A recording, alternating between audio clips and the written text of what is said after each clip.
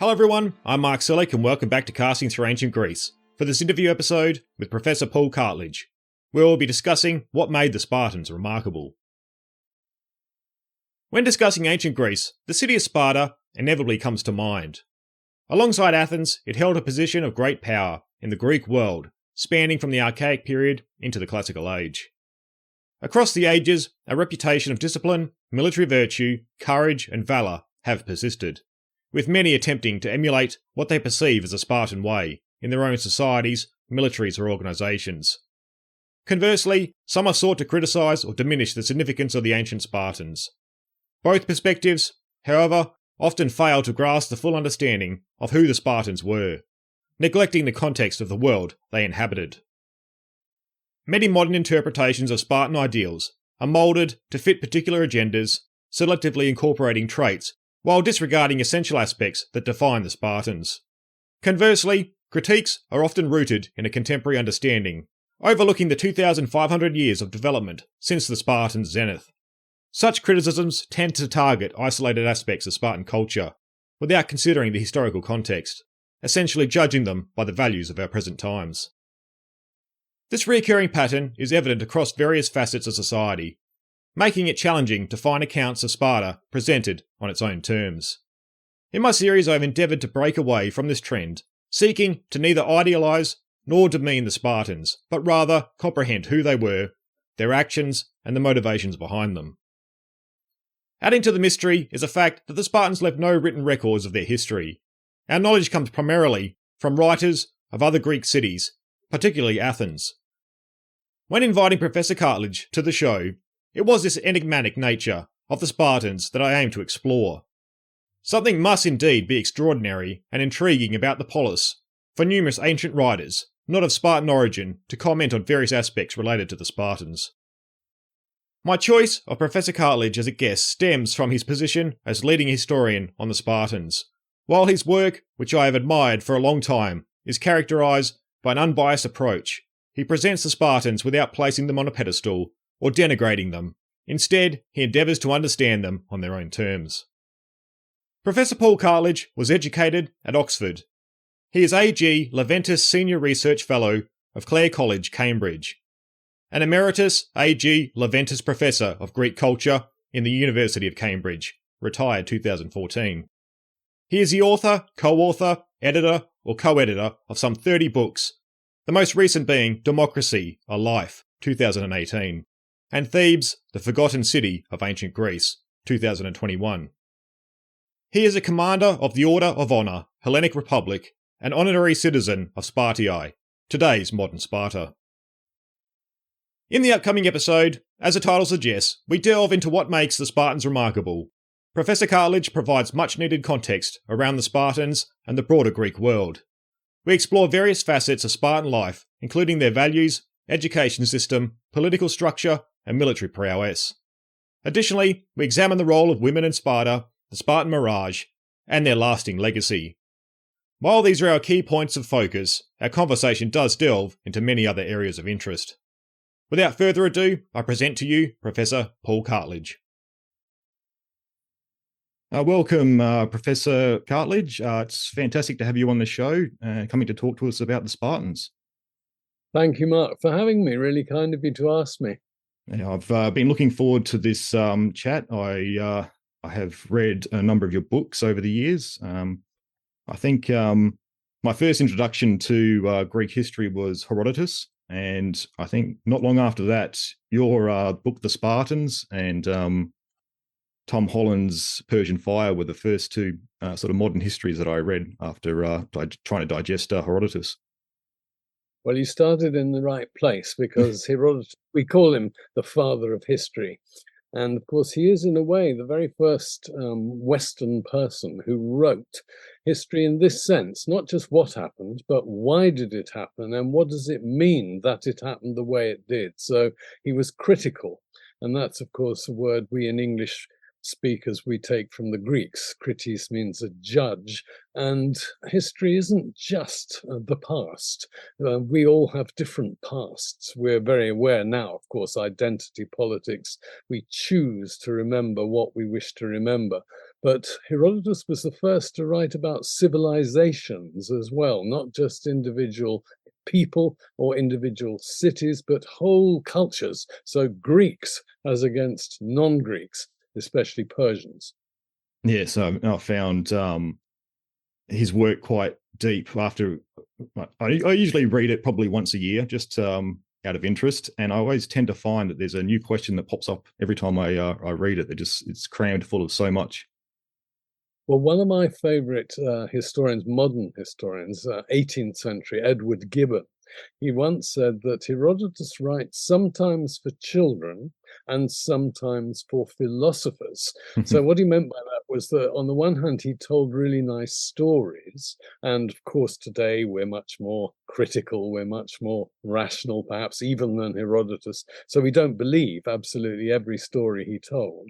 But on the other hand, he sometimes imagined situations where the whole big questions about, are men responsible, humans, for their actions, or do some forces such as gods or goddesses determine what humans do? So the big philosophical issues about who we are, where we came from, why we exist at all. And then he has some lovely stories. For example, he'll make his Emperor Xerxes as a character in his drama. He's invading Greece. Think forward to, oh dear, in 100 years, this is all fiction, in fact, but it's a lovely story. Herodotus makes Xerxes muse. In 100 years' time, none of the people, and he's looking at thousands, hundreds of thousands on a battlefield, will be here. And so you think mortality, legacy, you think all those sorts of big pictures. So great historian, absolutely well worth reading once a year. Well done, you. It's well, thank you. Well, I guess before we do get stuck into some stuff around the Spartans, I was wondering. Obviously, you're well. I think most people in historical circles to do with ancient Greece are aware of your work and what you've done. But I thought perhaps for those that are newish to ancient Greece, could you just give us a bit of your background? Sure. Well, I'm from an upper middle class English family. I was born in London, City of London. I went privately educated at school, high school, you'd call it. And then I went to Oxford. I read there what's called Greats, which is a combination of knowing Latin and Greek, reading Latin and Greek texts. And also then, on the one hand, ancient history, that is both Greek and Roman. And on the other hand, philosophy. So my undergraduate degree was half philosophy, half history. And by that time, by the age of 22 or so, I thought, well, I've done a lot of history, I've done a lot of literature, I want to do something different. So I did an archaeological doctorate at Oxford again, but not as normal, as it were, Greek historians like myself, historians of ancient Greece. They would normally have done a historical topic, but I chose to do an archaeo-historical topic. So my main evidence was archaeological evidence. And so I had to familiarize myself with excavation reports, with field surveys, and putting together, and this is actually the main problem I'm still currently in the middle of, is putting together mute archaeological data. The spade, it said, never lies. And someone said, yes, that's because it can't speak. You have to make archaeological evidence speak. And how do you do it? Well, you use an interpretative framework, which comes ultimately from literary evidence, from written sources, whether historical accounts or whether they are epigraphical documents, that is, inscriptions. People write tombstones, for example, or sometimes laws. The Greeks inscribed some of their laws and they put them on bronze or stone. So I became what we now call an archaeo-historian, and that's back now in the early to mid 1970s. And by then I'd already had 2 or 3 jobs. I actually worked for 6 years in Ireland. After my graduate work in Oxford, I taught in Northern Ireland, then I taught in Southern Ireland. And I got a job back in England in 1979. I've been in Cambridge ever since then. So the last 50, getting on for 50 plus years anyway. So I'm, yes, as you say, I'm a historian of ancient Greece. I've written or I've edited something like 30 books. I mean, it's getting on. And the ones you mentioned are indeed the ones, I suppose, that mean the most to me. Sparta. Why did I fix on Sparta? Because my supervisor, the man who actually mentored me during my archaeological doctoral work at Oxford, was somebody who had done some work on the excavated material from Sparta. And it was British dig material. In other words, the excavations carried out beginning of the 20th century by the British school at Athens. So he said, go out to Greece, look again at what the British dug up in the early 20th century, and then reinterpret it in light of subsequent both discoveries and interpretations. So I became an archaeohistorian of Sparta. My first book was the book of my doctoral thesis, and I took it from there. Now, I had another particular interest in doing Sparta, and it was because I was then very left-wing. And as many people, I was born in the late 40s, and so I came of age in the 60s and blah, blah, blah, the student revolution and what have you. Well, the Spartans, though I've studied them now for 60 odd years, I don't particularly love them, if I can put it that way. They say that if you work on a subject and you want to write sympathetically about them, then you've got to in some way really like them.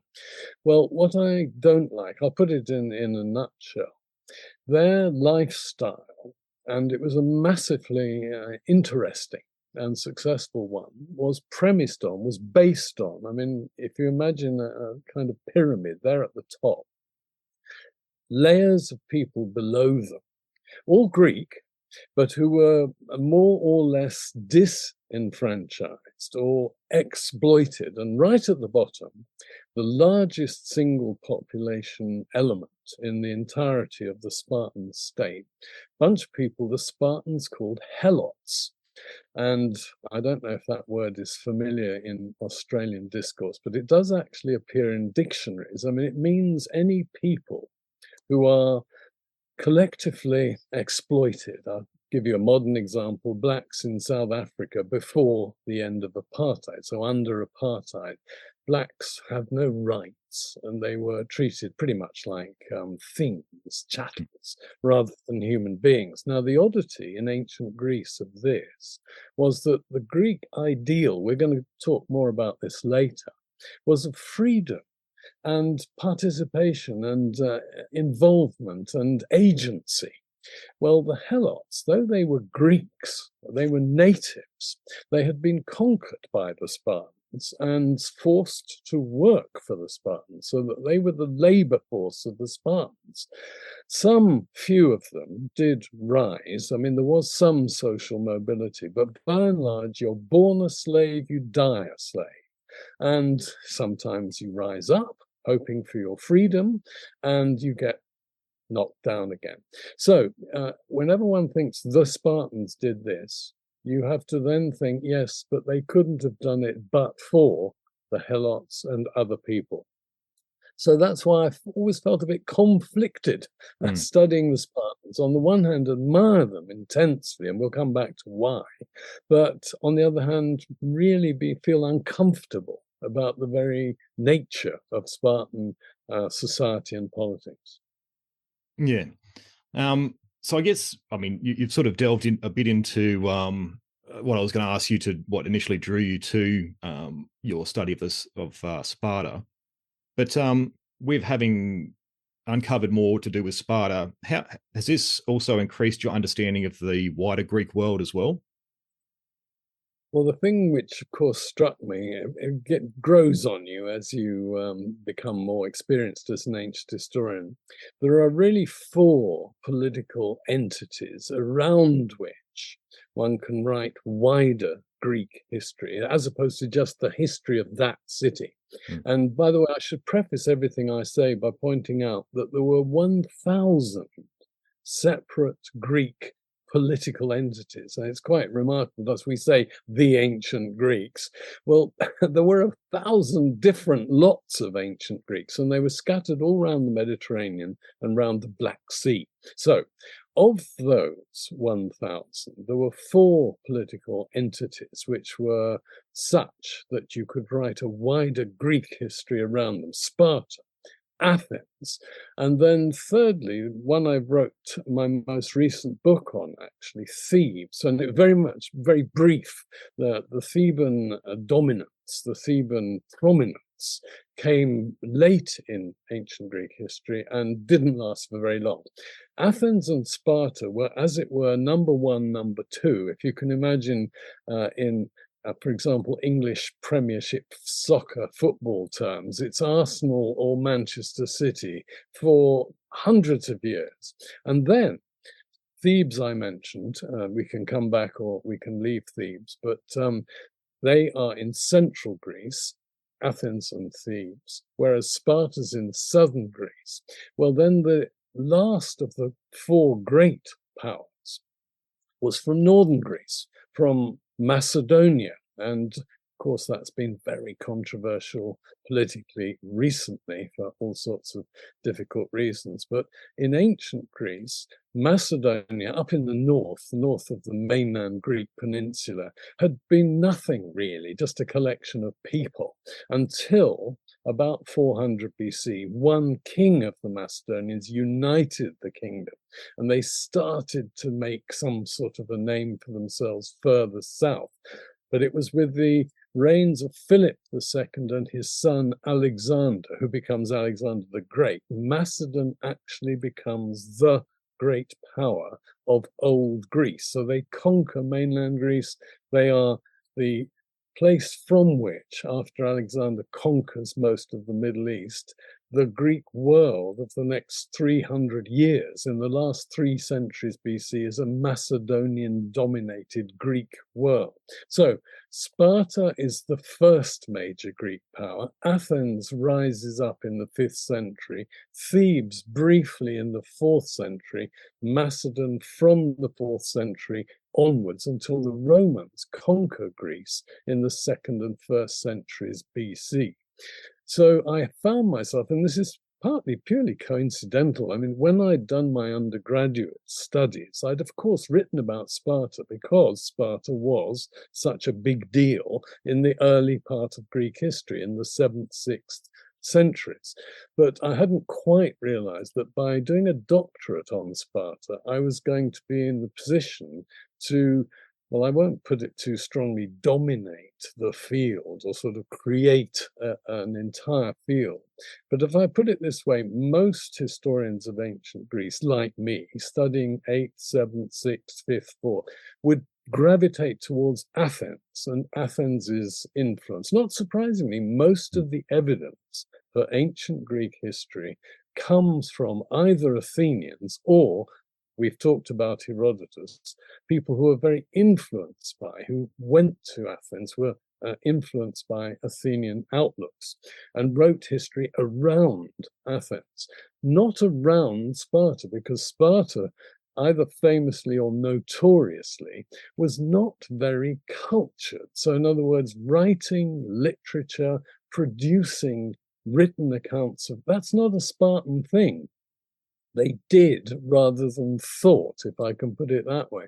So you're in this ironic situation where you're writing history of Sparta, but looking at Sparta through Athenian or Athenian-influenced eyes, with one exception, and this is where I've tried to make a virtue of it. Archaeological evidence is, as I've said, mute in itself. It doesn't speak, but it's authentic. It's genuine. It's not, if you like, got an axe to grind. And so you excavate Sparta and you're excavating authentic Spartan life. You're as close to a real ancient Spartan as you'll ever get, because you're looking at stuff which was actually once held by a Spartan or made by somebody in Sparta. You see how exciting it was to me to get into a new way of looking at ancient Sparta. Yeah, I was gonna ask you, given the fact that I guess our sources coming out of Sparta are very, well, almost non-existent if we're talking about writers.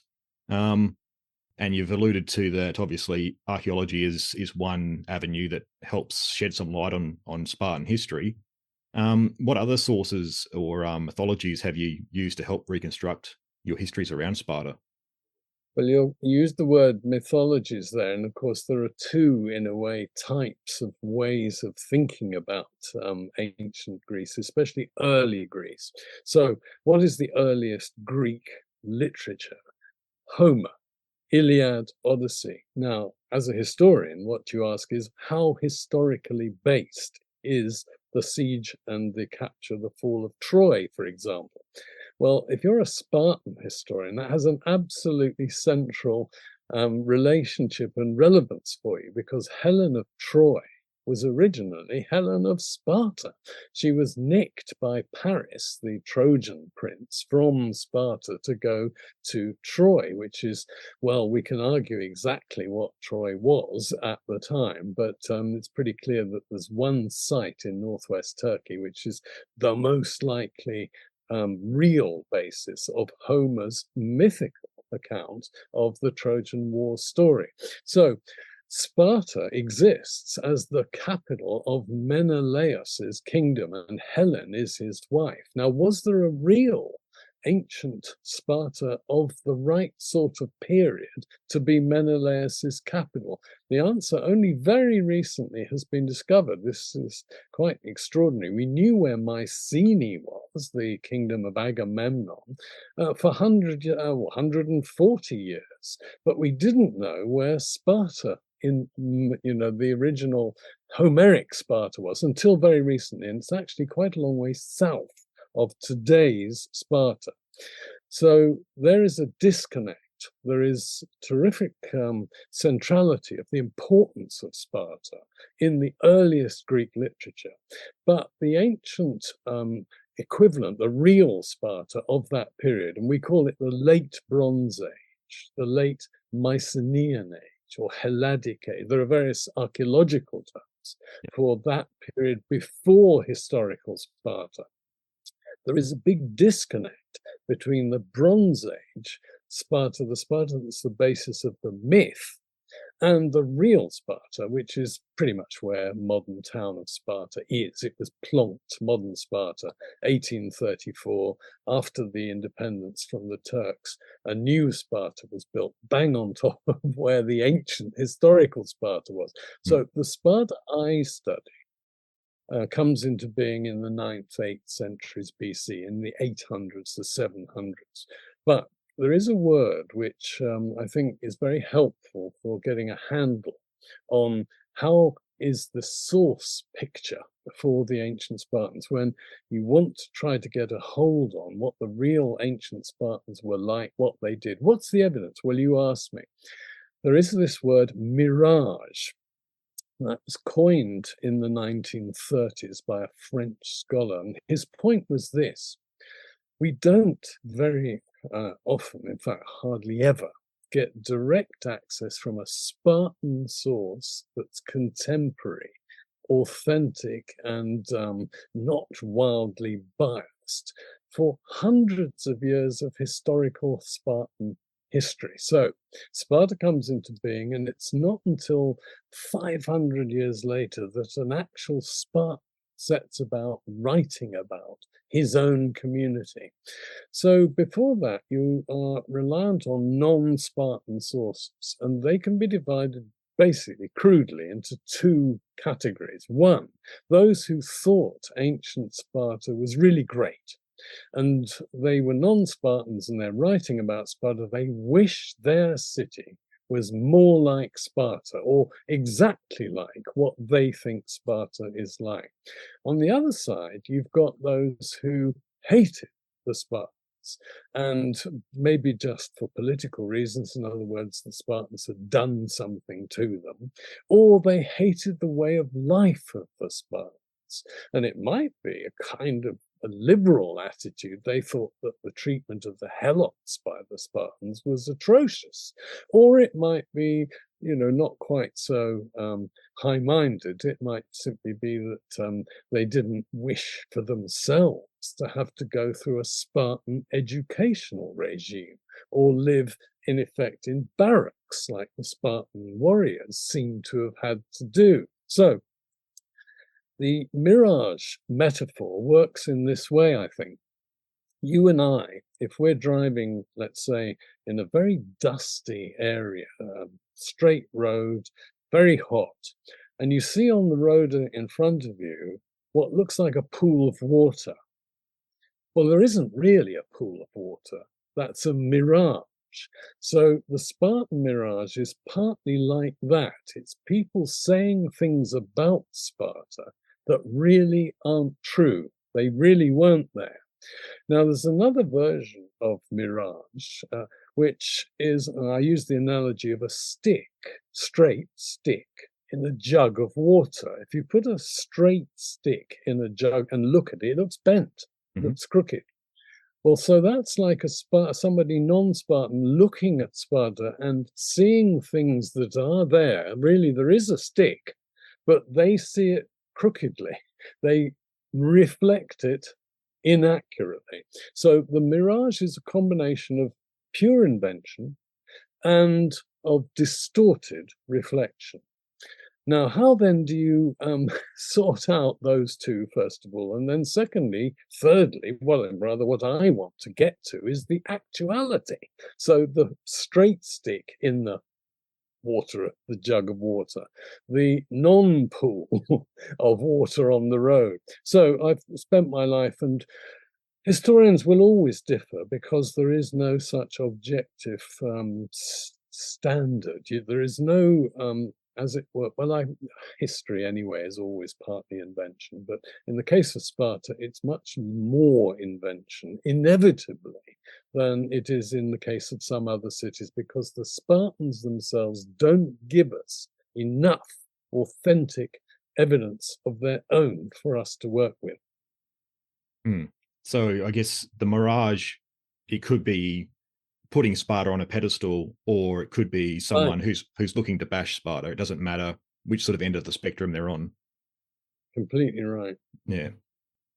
All right. Well, I'll give you one example just before we move on. Yeah, an example of somebody who sets Sparta up on a pedestal is the Athenian Xenophon. Now, he's a most interesting character, flourishing around 400 BC. Very elite, very wealthy and well-born and what have you. Very conservative. So not keen on the regime in force in his own city, which was democracy. And democracy implies that the masses, the demos, the people as a whole, ordinary people, have ultimate power and control.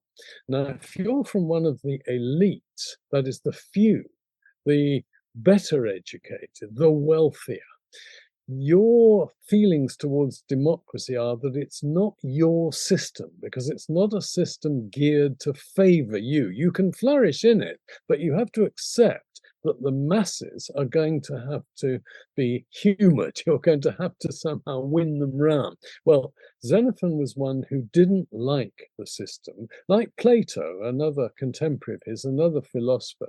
And they both looked to Sparta because it seemed to them a nice hierarchical, in a military sort of way, top down. So ordinary Spartans, by and large, this is their view, obeyed.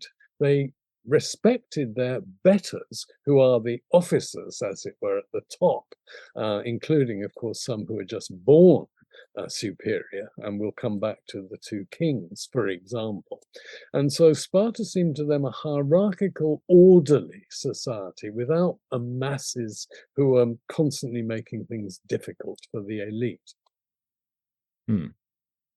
All right. Well, I thought, obviously, I'm calling this episode Sparta a Remarkable Polis, and we're going to drill down into some aspects of what made Sparta remarkable. But I thought before we do, it might be helpful just to get some context. I mean, you started just pointing out a historical Sparta developing around the 900s BC. So perhaps could we just explain, or just a bit of a summary of how Sparta would emerge within Greece?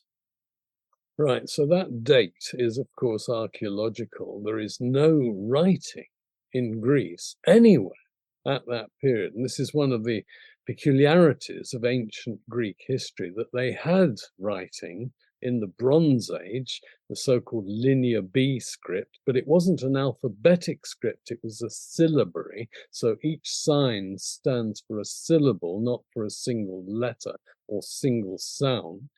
And for some 300 to 400 years, that script disappeared, Linear B, and there was nothing until round about 800. And this is just when we're talking about Sparta coming into existence as a settlement. Someone somewhere invented an alphabet, which was translated into Greek terms. It was borrowed from a neighboring people. We call them, or the Greeks called them, the Phoenicians. They lived in what's today Lebanon. At any rate, Sparta emerges as a very strung out series of villages rather than a compact settlement with a wall around it. Some Greek cities as early as the 9th, 8th centuries had walls around them. Well, the Spartans never did at the time of their great period. Later in their history, Roman conquest and so on, yes, they got a wall, but that's when Sparta was no longer a major player. So why and how Sparta emerges, the ancient written sources tell us, and this is part myth, that a bunch of people came down from North Greece, from a region called Doris, which is up in the north and eastern part of the Greek peninsula, towards the Macedonia I was talking about. And so they migrated. This is a period in which indeed there was a lot of Greek movement going east to what's today Turkey, going west to France, Spain, North Africa, and so on. So it wouldn't have been odd if really there had been Greeks wandering around, coming from the north and coming to settle down in Sparta. But some of us think, no, that's probably largely myth, and it doesn't have much of a historical basis. But at any rate, whatever the actual explanation of how Sparta came to be, round about 800 BC, a settlement in the plain of the river Eurotas. Now, this is the absolutely key geographical feature, together with the two mountain chains on either side of the Eurotas Valley. So it's exceptionally fertile and it's exceptionally defensible, the settlement site of Sparta in the South Peloponnese, southeast Peloponnese of mainland Greece. And it rattles along and never develops much in the way of urban infrastructure, and doesn't seem ever to have been particularly densely settled. The total population could have got up into the tens of thousands, but nevertheless, compared with Athens, which is going to be a big city with a city wall and an acropolis in the middle, Sparta has a relatively paltry acropolis, no city wall, and settlements are strung out along quite a long area in this part of the Eurotas Valley, the northern Eurotas Valley. Now, the main differentiating factor, why does Sparta ever become the biggest thing in Greece, as it has done by 500 BC? In one word, the conquest of Messenia. Now, I've mentioned the Helots to you before. That's a collective term for all the Greeks that the Spartans treated as if they had all been conquered. And it's true, I think, that at least half of them were conquered, but it's not necessarily the case they all resisted a major military enterprise by the Spartans. It's very complicated to try to understand how the Spartans developed their Helot system. But there is one consistent feature of both the evidence and likelihood.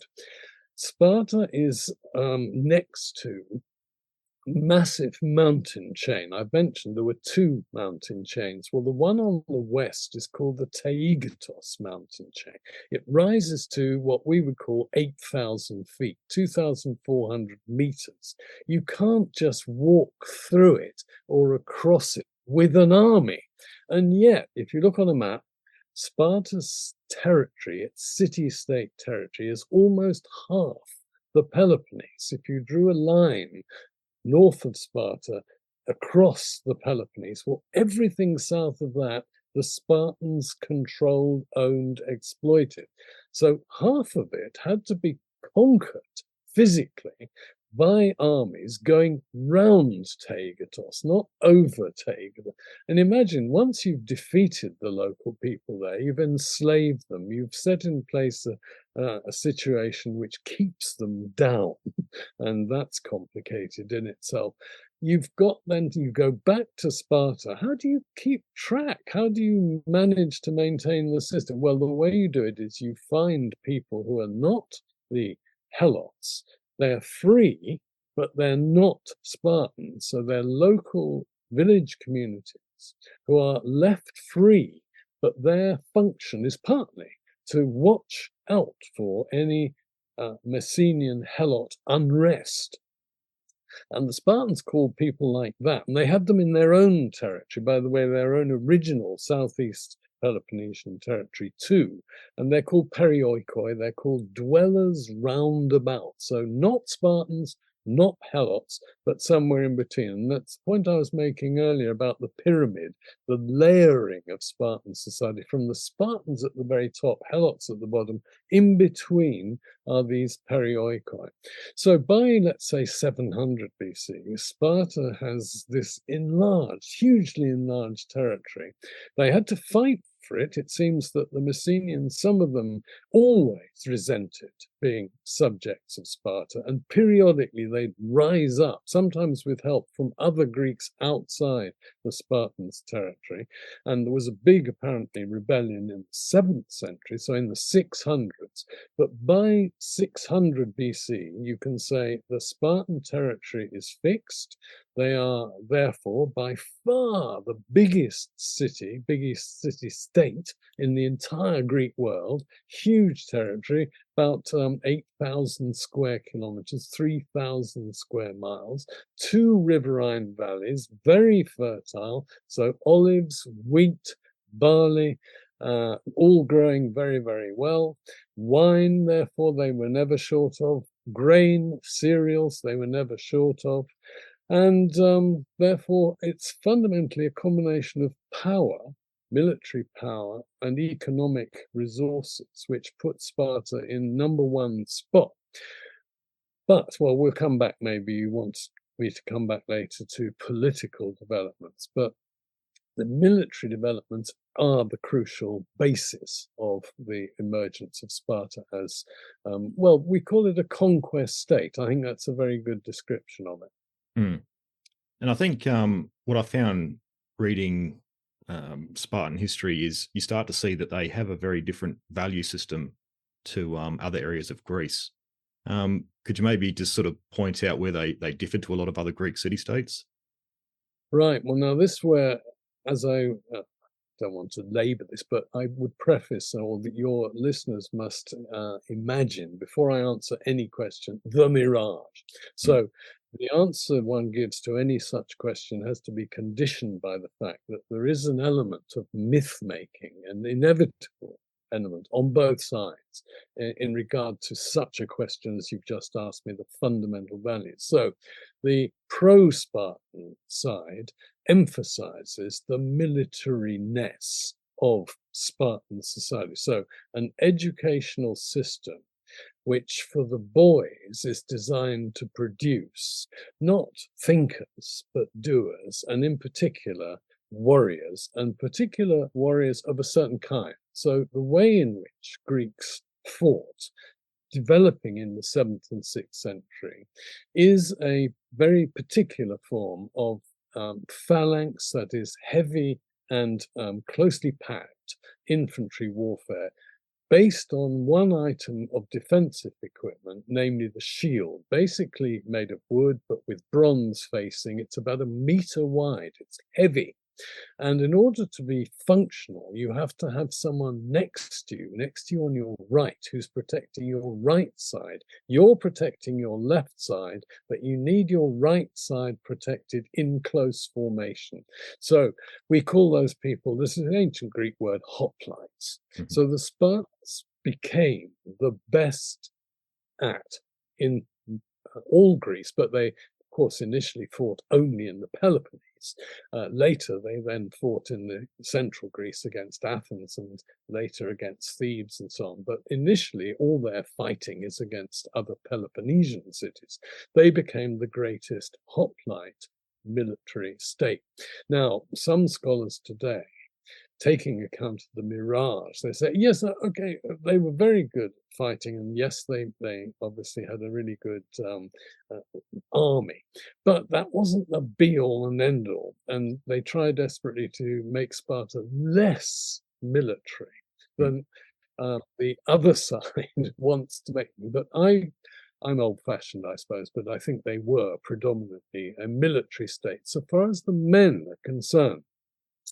So what were their values? I think they can be put down as discipline, obedience, and above all, bravery. Now, there is a Greek word, it's the standard word for the virtue of courage, but literally it means manliness or virility.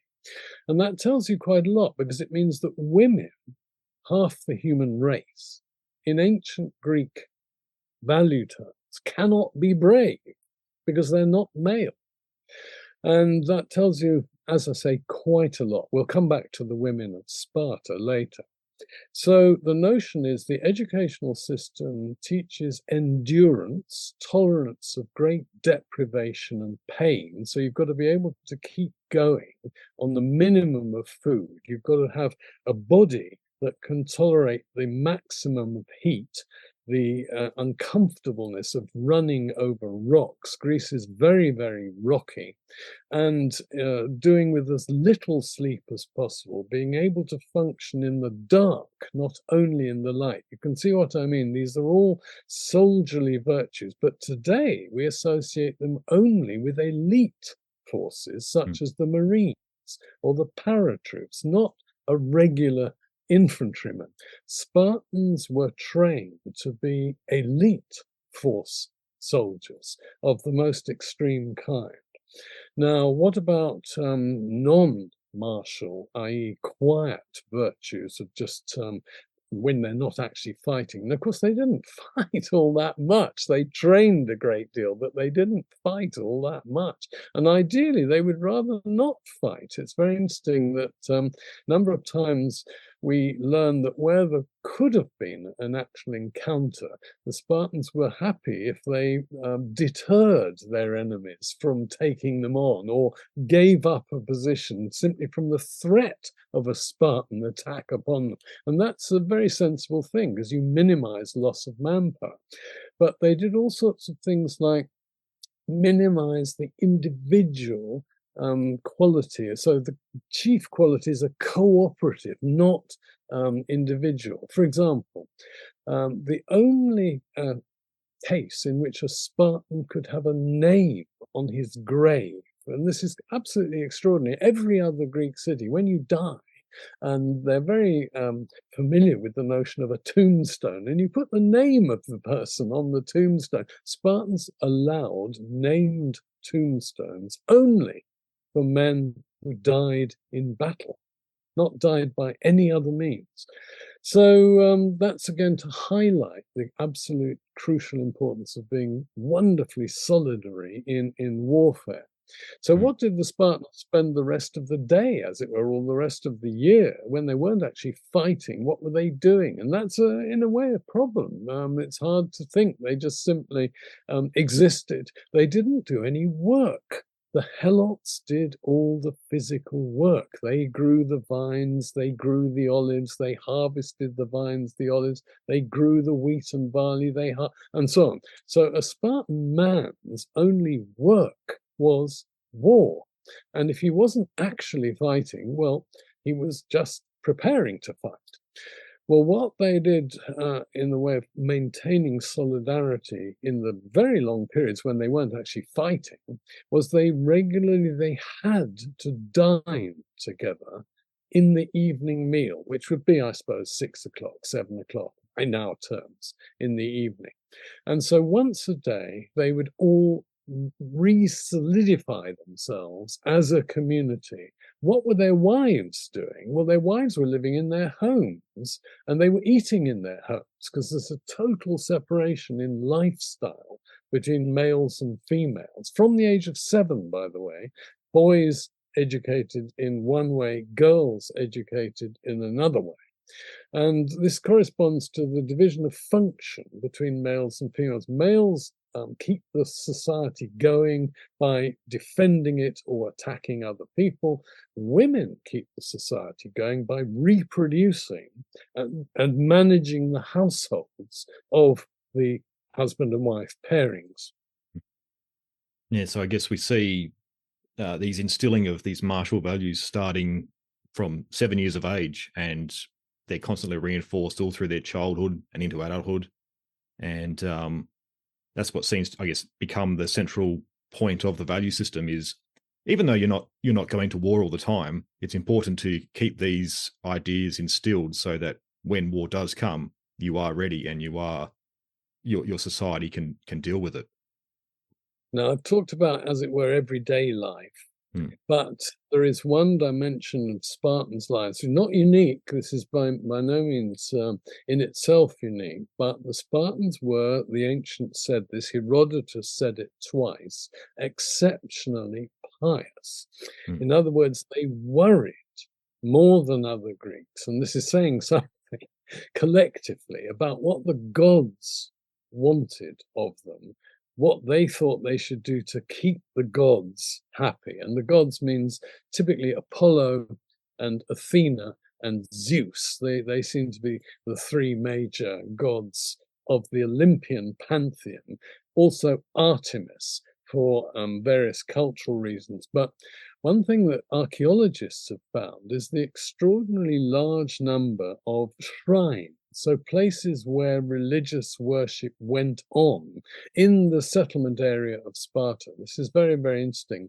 And that would be one thing, that when you're not fighting or feasting or making love, you could privately, that is individually, pay your respects to one or other god, goddess, or hero. Spartans very keen on people who were either once upon a time human and then they were made into divine phenomena, or they were half divine, half human in their birth. This is myth, of course, rather than reality. So the principal hero for the whole city was Heracles.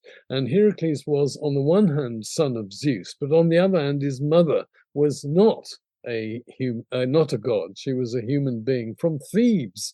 So they worshipped Heracles.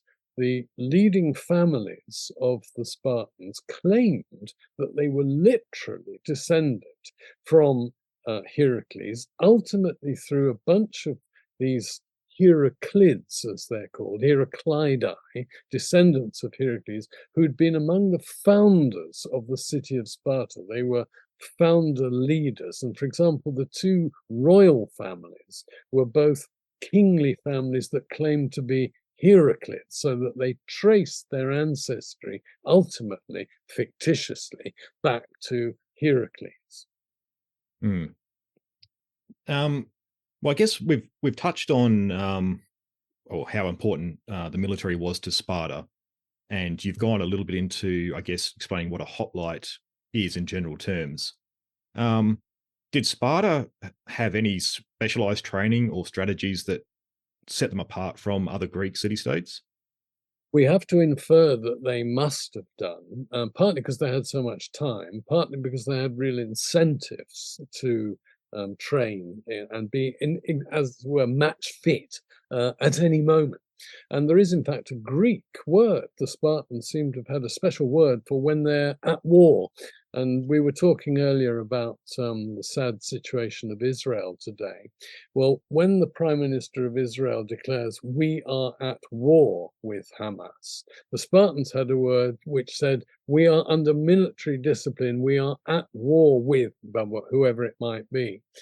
But in a sense, they were always at war because the helots were, the very name means captives, the sort of people that you've beaten in war and taken prisoner. So they are, as it were, prisoners of war for life. That's what the word helot means. And the Spartans, therefore, had very, very strong mechanisms. So they had a military structure top down. There were file leaders, there were regiment leaders, there were all sorts of things. We're not sure exactly how someone became a regimental commander as opposed to a ranker, an ordinary member of the rank.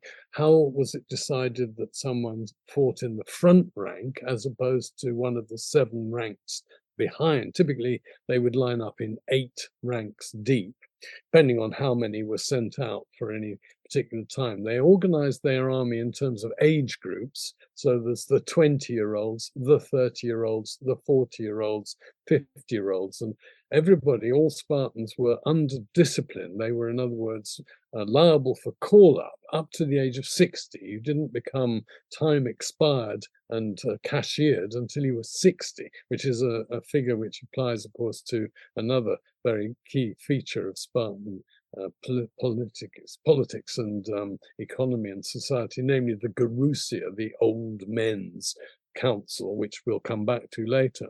But we don't actually know, because we don't have any Spartan sources, nor do we have any ancient non-Spartan sources that in any detail talk about Spartan maneuvers or training maneuvers to enable them to reach this level of fitness and preparedness. Well, I guess if we're going to talk about Sparta and the military and how they fought, of course we've got to bring up Thermopylae, don't we? We do. Of course, one must immediately say 2 things. First, myth. We actually have a near contemporary, because Herodotus was not a contemporary, but he was able to talk to anybody who had been involved in any way in that period, 480 BC. And of course, he'd visited Sparta and talked to Spartans whose fathers fought at Thermopylae or whatever. But there's a great deal of myth made of that, because it's actually a defeat. It sometimes has to be spelled out that it was not a victory. It wasn't one of those, it wasn't, as it were, Trafalgar for the British, or whatever the Australian equivalent would be of a great victory in battle. It was a defeat, but it was a heroic defeat, and it set the tone for what was to follow after that, because had the Spartans not resisted at all, had they not led the resistance to the huge Persian invasion of 480, perhaps 200,000 minimum, maybe even up to 1 million on the Persian side, as against the Greeks, the maximum they could muster would be getting on for 100,000 at any one time, which they do seem to have once managed to do. There's huge disparity between the 2 sides. There was a risk, and of course it happened in the way it did, that the Persians would simply steamroller down. Their main target was Athens, and that was what, in fact, they got through to. So the function of Thermopylae was to hold up the Persian advance as long as it could be held up, to inflict significant damage on the Persian side so that they would realize what they were up against, and not least to coordinate between the land forces and the naval forces, which were stationed at the top of the island of Euboea, within quite easy reach of Thermopylae. They were resisting the Persians by land and sea. So in all those ways, Thermopylae worked very well, and on the other hand, unfortunately, A, it was a defeat, B, it was a defeat enabled by a gross act of treachery. Now, that's not great if you're trying to resist, and relatively few Greeks actually did resist. It's often forgotten that most Greeks were either on the Persian side in mainland Greece, not necessarily because they wanted to be, but they were, or they were trying to be neutral rather than joining the relatively few Greeks who were brave enough, determined enough to physically resist, led by the Spartans. So had the Spartans not taken that leading role, no resistance before the Persians took Athens, and that really would have been almost game over, I think. But at any rate, they did put up a terrific resistance, and that gave them the authority for any future attempt to recoup, because, as I say, the Persians occupied all of Greece down to the isthmus, the division between the Peloponnese and the rest of Greece to the north, in 480 BC. So it was 479 BC, the Battle of Plataea, that was actually the determining victory of the united Greeks, which were again led by the Spartans, and it was a heavy infantry battle on land led by the Spartans, who were in their element. This is in central Greece, actually in an area not far from Thebes that I mentioned earlier. Hmm. And touching just back on, I guess, Spartan military tactics, I remember, this is just going off the top of my head, but one of the days at Thermopylae, I think Herodotus describes the Spartans withdrawing, like feigning a retreat, turning around, and then capturing the enemy off guard. And I think perhaps you can see some elements of that as well taking place at Plataea, where the Spartans were the ones who seemed to have this more controlled withdrawal back to a defensive line, as opposed to the other Greeks. And maybe that sort of points to maybe some evidence that they did have some sort of superior training behind them. Yeah, you asked me before, what evidence do we have for the types of training that they went through? We have absolutely none as such, but you can infer from what Herodotus says about that encounter in the pass. It's a very narrow pass. It's about a kilometer wide, east to west, but in places it's only just wide enough for two chariots to pass each other. And it's right by the sea. You have to think of all that. At any rate, it does suggest, I mean, it's inevitable, I think we have to infer that that was one maneuver that the Spartans regularly trained. Okay, one lot of Spartans would face off against another in training, and the one side would pretend to flee, and then they would train. How do you turn around? You've got a spear about 9 foot long, remember, made of cornel wood, probably. You mustn't spear your next door neighbor with that as you turn round. There are all sorts of things. Then you've got to learn to run with a shield, because actually it's so heavy you don't want to run very far. Well, in the pass, they'd only have to run maybe 100 meters or so maximum. Even that's a hell of a long way with a really heavy shield. So yes, so that would be a maneuver which they would practice. The other thing is the Battle of Thermopylae took place at the hottest point in the year. So we're in August. So we're in 40 degrees. It might not have been quite 40 then, but it would have been in the 30s at any rate. So the Spartans would train in full armor.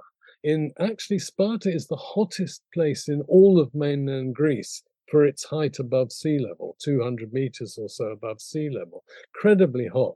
So they trained to learn not to be knocked out by the heat, wearing this heavy armor and running with a heavy shield so that they could whip round and inflict great damage.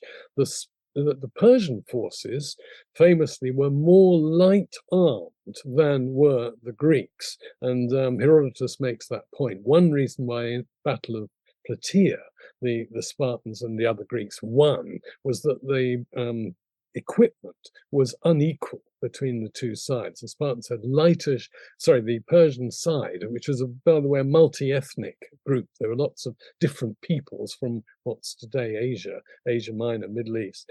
They had lighter shields, lighter spears, and they relied much more on archery, so fighting at a distance than hand-to-hand. They weren't used to the sort of hand-to-hand mode that the Spartans and other Greeks had practiced most particularly.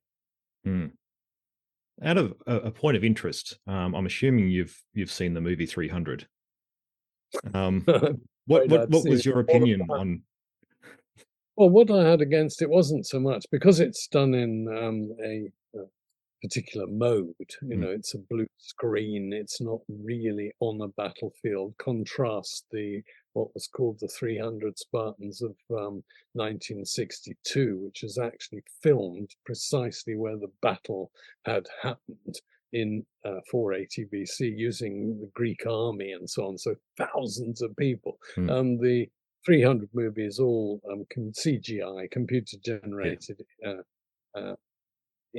imagery, apart from one scene, which is where a horse was involved. You can't actually film a horse galloping through a studio. So that's shot outside, but otherwise everything is faked.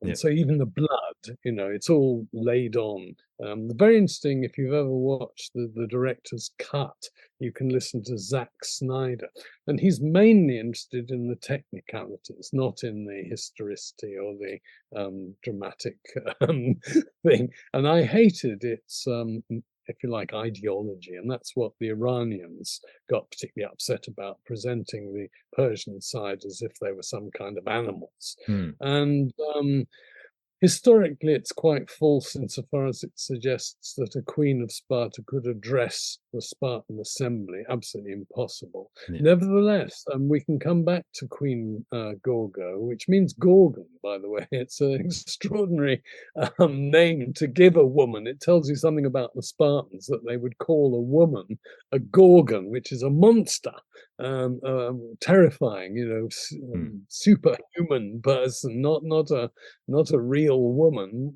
Greek women were supposed not to be quite so mannish and violent and what have you, typically. At any rate, so I didn't like the movie. It glorified warfare. It dissed foreigners, especially Persians, as if they were sort of animals.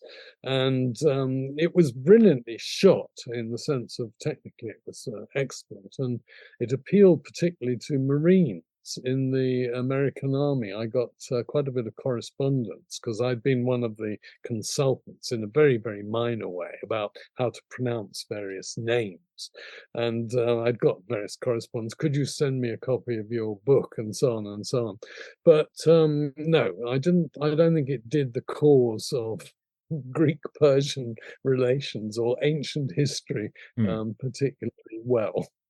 Yeah, I actually did probably about 2 years ago now, I did an episode on the podcast where I looked at 300, but it wasn't to look at it from, I guess, a historical perspective as such. It was more, I titled it 300 versus the sources. So I wanted to look at 300, the movie, and look at if there's points in the sources that they're drawing upon, which surprisingly I found there was quite a lot, whether it be some literally, but some figuratively as well. And one, I understand, like, obviously there was the big part of is glorifying war and portraying Greek history in not a helpful way if you're trying to tell it for history's sake. But I did find, I guess, the whole premise of the movie was coming from, this is a Spartan telling other Spartans what took place at Thermopylae, which I think that gets overlooked a lot too when people do view the movie from, if they do have a background in Greek history as well. But well, I'll pull out two things. I agree with what you've just said there, that's a very productive way of looking at the battle. And I'll just pull out a couple of things. Why 300? Why did Leonidas take 300? Well, his bodyguard, his royal bodyguard, which he regularly had, and it was recruited on an annual basis because people would get too old for it because they had to be in their 20s, was competitive. So you would look to see how different Spartans performed at different points in their education, coming up to the age of 20, when they became fully adult Spartans. And then you'd see, well, which one runs fastest, which one is strongest in wrestling, all those things. So you have 300 elite royal bodyguard. Did he take the elite royal bodyguard to Thermopylae? He did not. Why did he not? This is where Herodotus, being a historian, is able to pitch in. He chose, Herodotus says, men who, of course, were brave. They had to be good fighters, no good taking weaklings up there, if there were any in Sparta. But they all had to be married and to have already produced, their wife having already produced a son. So you ask yourself, what's the point of that? Well, it seems to me, if you like, blindingly obvious that the dad is very likely to get killed, if not almost certainly going to get killed, but his family line will continue. So he will be replaced. It'll take time, 20 years, but he will have a son back in Sparta. Secondly, that son will be the son of a hero who died. This is the way you should die as a Spartan, in battle. And you get a named tombstone. I talked about that earlier. And so you develop within the Spartan society an esprit de corps based on this iconic, this monumental battle. Of course, Leonidas couldn't know that when he had been killed, as he was, and the 300, most of them, I'll come back to that, have been killed, that they would then, the Greeks, go on to win. He couldn't be sure that they would win the war, and he was, I think, pretty clear they'd probably lose the battle. Now, the other point Herodotus makes, which is often overlooked, it's often assumed Leonidas takes 300 and they all die. So all 301 of them. No, Herodotus is absolutely clear. Of course, he makes a big thing about one of them. 2 of the 300 survived for different reasons. One was, at the moment of the final battle, not actually on the battlefield. He'd been sent off on a mission and unable to get back in time. The other one, who didn't die at Thermopylae, was there at Thermopylae, but he, well, it's very puzzling, actually. He said, I can't see. So there's absolutely no point in my actually going and fighting. Now, I have sort of odd thoughts about this. How was he allowed not to go into the final fighting? Simply because he couldn't see. He had a terribly bad eye infection. Whatever. He went back to Sparta. The guy who had been sent on a mission and survived hanged himself. On going back to Sparta, he was made to feel such a heel for not having died. He felt such shame, he committed suicide.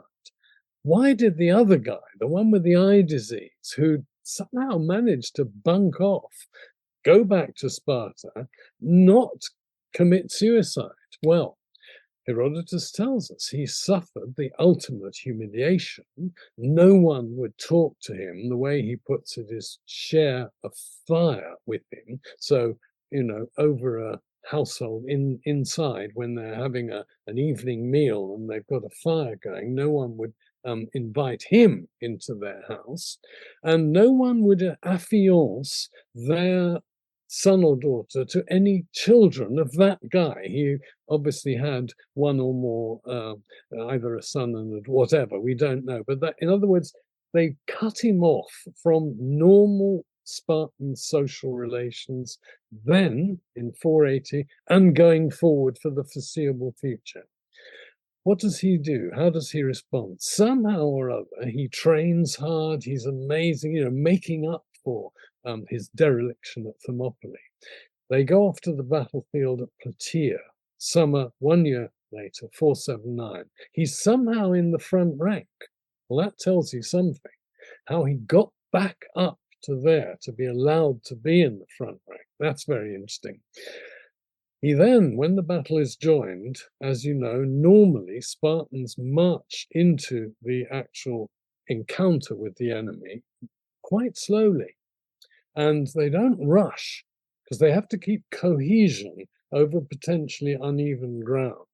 This guy rushes out ahead. He takes out as many of the immediately facing him enemy as he can. And then, of course, he's killed because he's isolated on his own. But for him, clearly, he's, as it were, atoned for his sin at Thermopylae the year before. Herodotus thought that this guy, his name is Aristodamus, was very brave, and he deserved the prize for bravery, because to rush out and take on the enemy on your, no, the Spartans thought he was mad. because that's a sign of madness if you do that. You don't wait in your rank. And they didn't award him a prize at all. And Herodotus names the Spartans who died at Plataea and were awarded the prizes of victory. And none of them is this guy. So, but for Herodotus, most people would have thought all 300 had died at Thermopylae. No. But for Herodotus, most people would have thought, oh, Leonidas took the royal bodyguard to Thermopylae. No, he didn't. He had a pickup force of specially chosen men who were married with sons. That's history for you, not myth. Yes. Well, I'm pretty sure we could talk about military matters to do with Sparta for our whole time together. But I think while we've still got some time together, I want to touch on some other areas too. And you've touched on Spartan women a couple of times, just briefly. They had a very unique status within Sparta compared to other city-states. How did this look? This is an absolute classic case of the mirage that since it's largely Athens-oriented, in Athens, girls could never become full, equal citizens with the boys, with their menfolk. When they were married, the relationship between wife and husband was that of guardian and ward. So there was no equality of legal status between men and women, adult men and women in Athens, excuse me. So if you take that, the Athenian situation as being far closer to the Greek norm, the Hellenic norm, all the 1,000 Greeks, most women were in the status of Athenian women. And then you consider Sparta, where women, first of all, they're educated, not just, in other words, taught skills that typically women had to perform, namely weaving, cooking, household management. The women of Sparta didn't have to learn those because Helot women performed those functions for them. So what did they do? Well, while their brothers were being educated in, sometimes it's called boarding schools or sometimes barracks, very separate buildings from their home from the age of 7. Girls lived at home till they were married, and then they went to live in the home of their husband. But while they were living at home, their mothers seem to have encouraged them, and the city seems to have encouraged them to develop their physical strength, so their athletic capacities, their ability to run, their ability to throw. They even allegedly wrestled. And, well, this is where mirage, I think, comes in.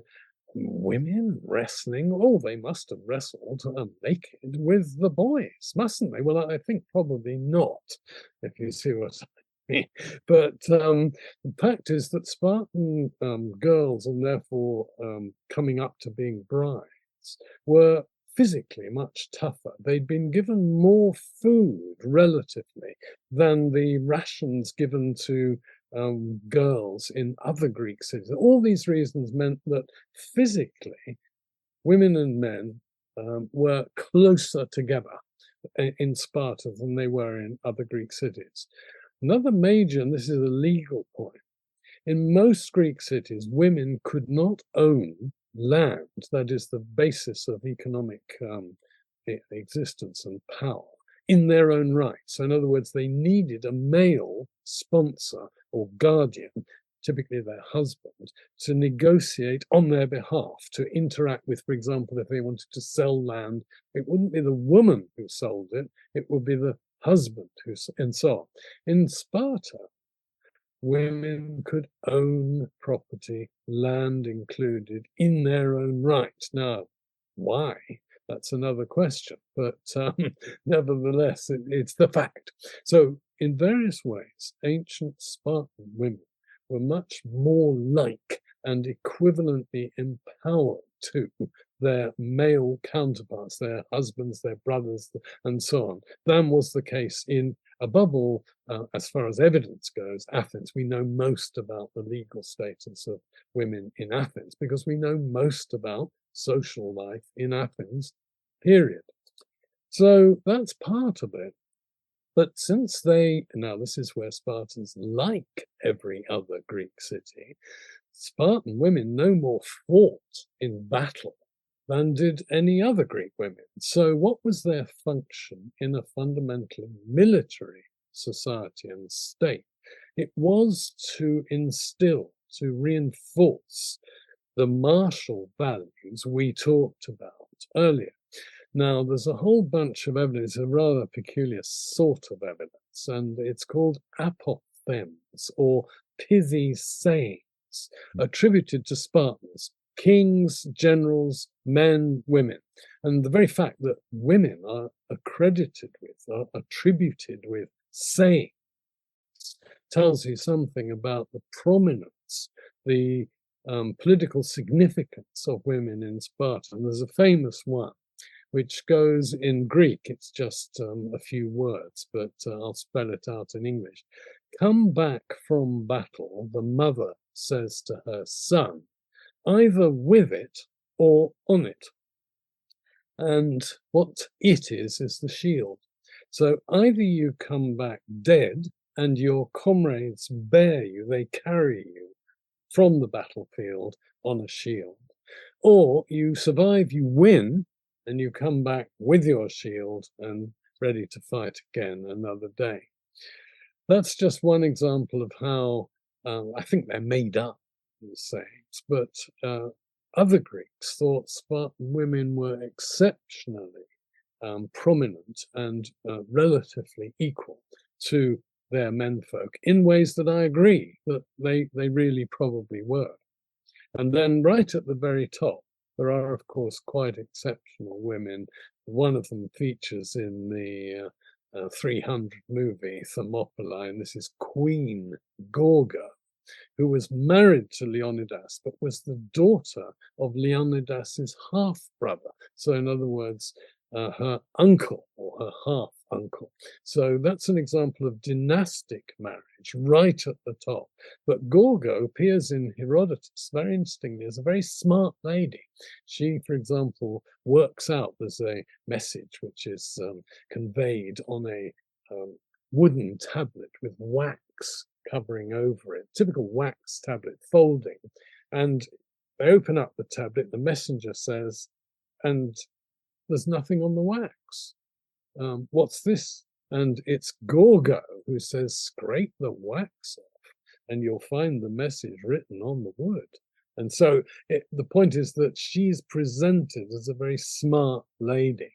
And then one of her descendants, actually on the other side, there are two Spartan royal families, and until very much later, they never intermarried. So they're quite separate family lives.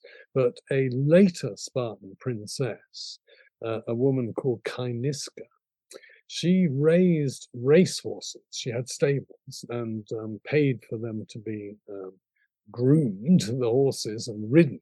And she entered a 4-horse chariot at the Olympic Games of 396 and won.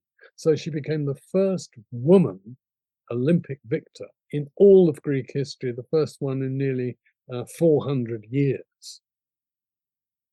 Yeah, so obviously this is another point that where Sparta is remarkable when it comes to greater Greek society as well.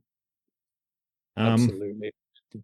And well, I guess one big point on the remarkable nature of Sparta definitely comes down to their political institutions. Obviously, they're quite famous for their dual monarchy, and then the Gerousia that goes along with that. How were these institutions, I guess, were they fundamental for Spartan stability? Again, Herodotus is our principal written narrative source, so he gives it a context. He names names. We do have some evidence that is non-Herodotian. We have some inscriptions, and we have some other sources, Plutarch in particular. And the name that Herodotus gives us, and presumably it's the one he was told, by the Spartans themselves, is that of Lycurgus. His name means wolf worker, and the luk bit, the first syllable, lines him up with Apollo, because Apollo, in one of his dimensions, was thought to be wolf-like and also to be a protection against wolves. So if you're in a society with lots of sheep, goats, and you want to protect them from wolves, you appeal to Apollo. So Lycurgus, the wolf worker, was thought to be the guy who devised the entirety of the historical Spartan, we call it constitution, they would have called it set of laws. And those laws affected military matters, economic matters, religious matters, social matters. So he was a sort of total legislator. And the assumption is that he was so brilliant, and he lived quite a long time ago. They couldn't agree exactly how long ago he lived, before the 5th century BC. And they couldn't quite agree to whom he was related. So all this suggests to us historians there may have been such a person, but he didn't do everything he was said to have done. So what we're talking about is an evolved system rather than one created just flashbang wallop like the American Constitution in 1776. And so the key thing for Lycurgus, or the Lycurgan Constitution, was to enshrine a balance. And all Greeks, ideally, as a political ideal, put forward the notion of being of one mind, homonoia, having a single resolution about what they should do in any particular situation.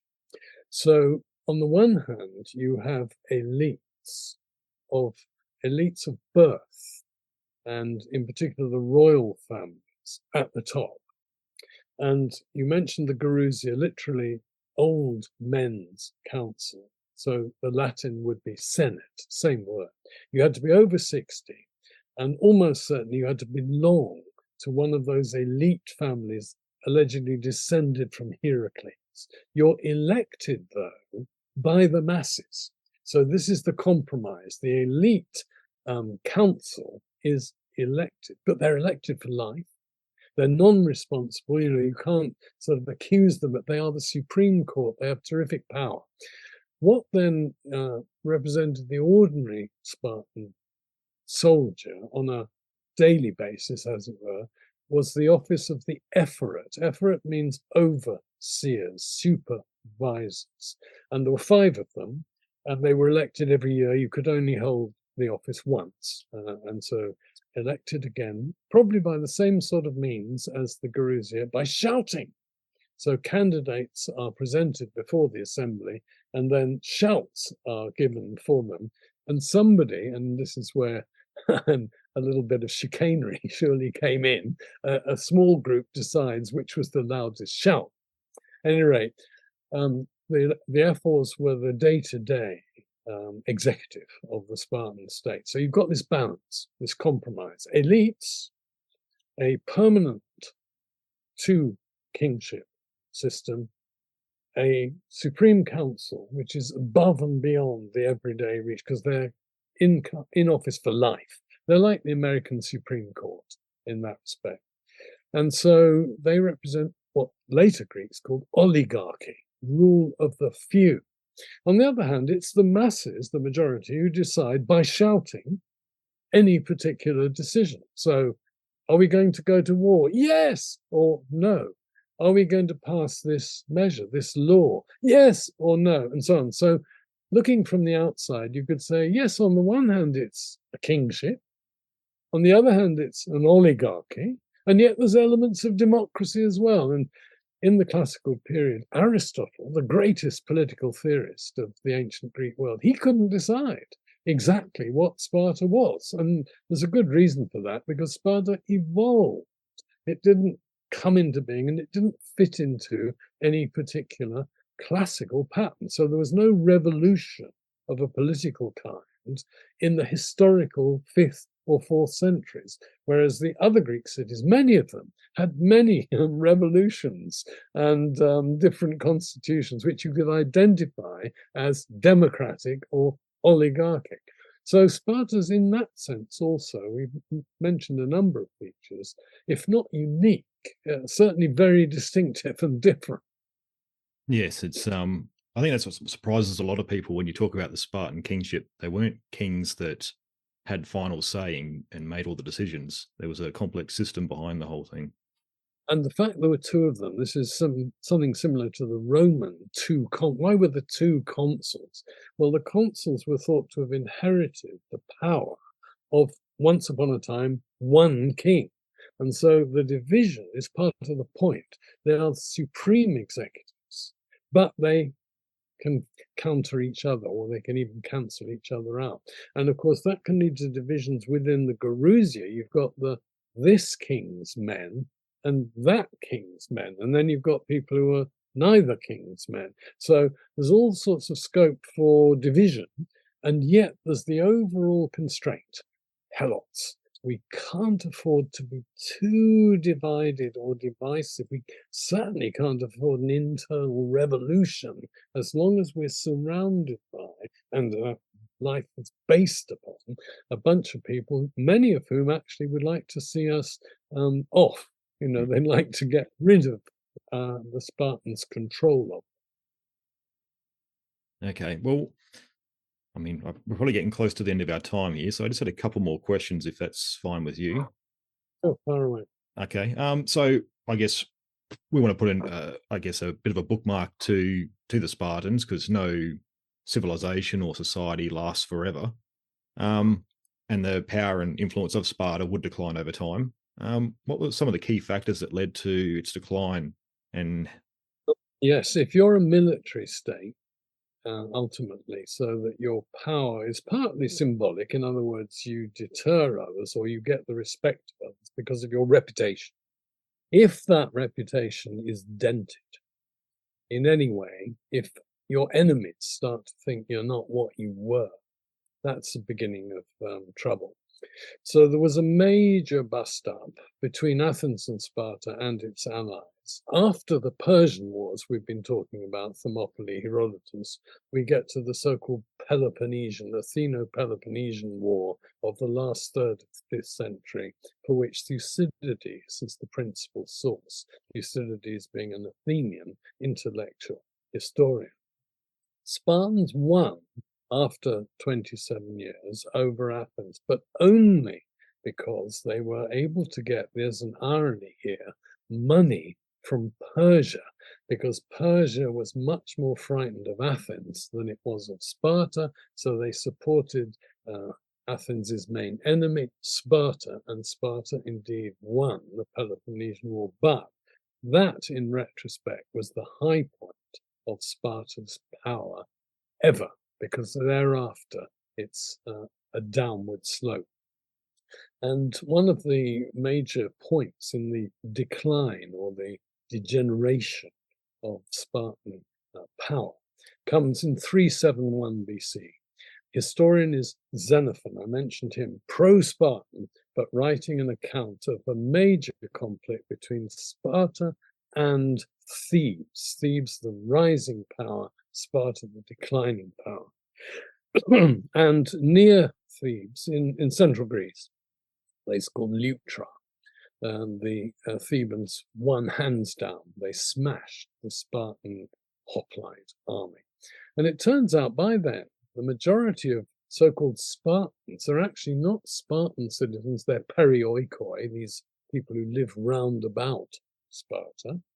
Secondly, there are only about 1,500 Spartan citizens, whereas go back to Plataea, there had been 8,000. So there's a decline from 8,000 to 1,000. Something's going on. It's rather complicated.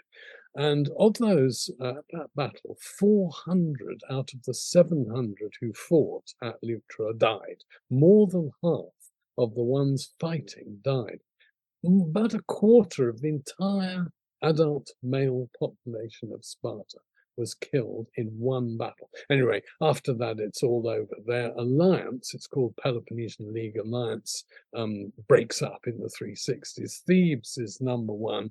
And then it's not Sparta that recovers, but Athens recovers better and than they had done in the 5th century. And Macedon comes down and beats all of them, beats Athens, beats Thebes. Sparta becomes a bit player by the 320s. Sparta does not become formally a subject of Macedon, it never joins the alliance. Alexander the Great goes off, conquers the Middle East. Macedon is the big player, and it rules mainland Greece, it rules Asia Minor, it rules Egypt, it rules Syria. So these are all Macedonian dynasties. Sparta recovers only after the Roman conquest of all mainland Greece and the Middle East, when through personal connections between the ruling imperial family in Rome, this is Augustus, and his wife, Livia, they have a personal relationship with Sparta. It's quite complicated. Anyway, it means that the Romans give lots of money to the Spartans, and Sparta becomes really quite wealthy and prosperous within the Roman Empire. And part of its revival is a sort of fake theme park revival of ancient Sparta. So it's not really functional because there's no military power allowed by the Romans to the Greeks in mainland Greece. But they, as it were, go through the education, they go through various religious rituals as if they were still living in the 7th or 6th or 5th century BC. But that really is it. And there is, of course, continuous habitation in Sparta until the medieval period, when people decide they, for safety, because there are lots of people wandering around, we're in the 7th, 8th, 9th centuries, they take off to live in the mountains round about Sparta. And then in the 13th century, in come the Franks, Crusaders, and they build a new town, a place called Mistra, which is about 5 miles from Sparta. And that becomes, as it were, Sparta in the Middle Ages. There are hardly anybody actually living in Sparta. Sparta's pretty much a thing of the past until the early 19th century. As I say, the Greeks rise up against the Ottoman Empire successfully. They become semi-independent in the 1830s. Sparta is rebuilt in 1834. And I guess after that fall and these sort of revivals, that's where you can maybe people are latching on to this Spartan mirage even in those times as well. And it goes right through Byzantine. Helping reinforce those ideas that come all the way to us. And I guess absolutely, that leads on to the legacy and influence that Sparta would leave behind. So in our times, how's Sparta come to influence, say, our military and political thoughts? Well, I trace the modern world typically in all sorts of respects, political, economic, to the late 18th century. So the French Revolution, American Revolution. And in that period, the divide was, are you for Athens or are you for Sparta? In other words, would you like more to be like your image of Sparta, or would you like to live in a society more like Athens was? And so in the French Revolution context, Voltaire goes for Athens because it's trade, it's culture, high culture, theatre, philosophy, literature. Rousseau, equally brilliant literateur, but he liked the Spartan values of solidarity and suppression of individualism in favor of collective virtue. So he went for Sparta. In the 19th century, it takes us like that Athens-Sparta divide is reproduced, but in different terms, in terms of imperialism. So you get the rise of Germany under Prussia, and the Prussians are the military guys, the Junkers, the sort of tough, in East, what we now would say was Eastern Germany, of course, Berlin. And they went for Sparta. And against them, the Brits, British Empire, we tended to think we were the descendants of the Athenians. So that continues into the 20th century and takes an exceptionally unpleasant vicious turn, which is that Hitler, the Nazi ideology, in various ways, from education, child rearing, marital relations, and the notion of a master race and inferiors who should be, if not exterminated, suppressed. All that mapped onto, or was mapped onto, a vision of ancient Sparta. And the reputation of Sparta, really, in Western liberal democratic terms, has never recovered from that appropriation or misappropriation by Hitler's Nazis. On the other hand, the film 300 plays to a certain sort of masculinist narrative of daring do, heroic deeds in extreme circumstances. So the sort of mythology or ideology that might inform, for example, the Americans fighting in Vietnam. And that type of pro-Spartan mirage image is now perpetuated, not so much in Australia, not so much in England, where I'm from, but in North America, by people who are very, very keen on gun rights, typically people from the South, typically very conservative, sometimes white supremacists, and they see the Spartans as their sort of heroic ideological ancestors against blacks or Hispanics or anything they really don't like. And they big up the notion that when Leonidas said, allegedly said to Xerxes, "Come and get them, Molo and Lavi," that is now a slogan of many gun clubs in America to support the notion of we are arms bearing, we are by law entitled to bear arms, and the state is, as it were, Xerxes coming to try to take our arms away from us. We're going to resist. So Spartan memories are constantly being revived in, I think, rather unpleasant or very unpleasant ways, rather than focusing on elements of communal solidarity and relatively high status of women. There are various aspects of ancient Sparta that I think could be promoted in a better way than the ones that typically are fastened upon by less desirable elements in our own, or in, at any rate, Western societies today. Yeah, and what you speak about there is, I find, highly frustrating too, because again, people are playing to that Spartan mirage and picking and choosing certain elements and glorifying it, perhaps in a way that is somewhat distorted from what it was like in ancient Sparta itself. But then people that don't have much of an understanding of Sparta now start to hate ancient Sparta.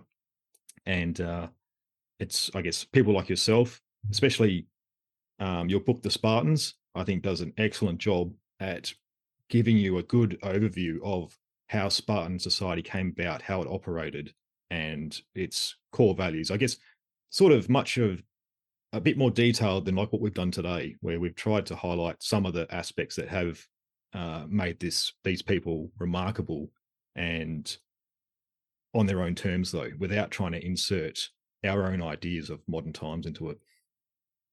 Thank you very much. I agree with what you've just said. It's terribly difficult not to insert our values. So that happens in two ways. One is you judge past societies anachronistically. And the other thing is you are so influenced by your contemporary situation that you interpret things in the past that were actually different, as if they were, or you could simply lift them and put them in 2023, take them out of the fifth. You can't. So thank you very much for inviting me. I really enjoyed our talk.